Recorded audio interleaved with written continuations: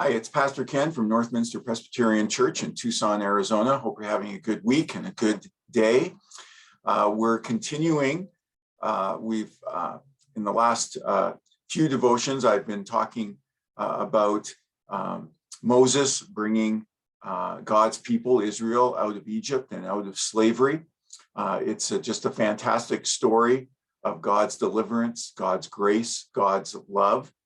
And today, they are just about to go into the promised land, and Moses is talking to them about it. And it comes from, our scripture comes from Exodus 13. Then Moses said to the people, "Remember this day, the day you came out of Egypt, out of the land of slavery, because the Lord brought you out of it with a mighty hand. Remember this day, the day you came out of Egypt, out of the land of slavery."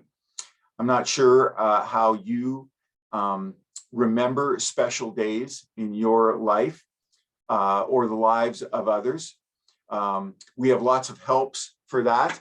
We can use our phone, and our phone can remind us of a special day that is coming up or that we need to remember. Some of those days or dates are etched into our mind, and we don't need reminders. Of course, our culture has all kinds of ways of reminding us about Valentine's Day, Mother's Day, Father's Day, Easter, Christmas, whatever it is. There are lots of ways to remember special days. And Moses is telling the people, God's people, to remember this day, to remember what God has done for them. And as I think about this, it reminds me, in many ways, that's what worship is about. When we gather together in community for a day or a community day of worship, that is what we do.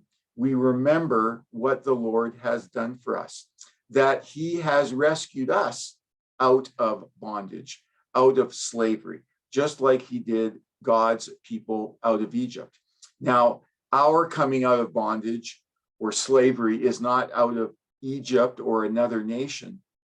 Rather, it's out of the bondage or the slavery of sin.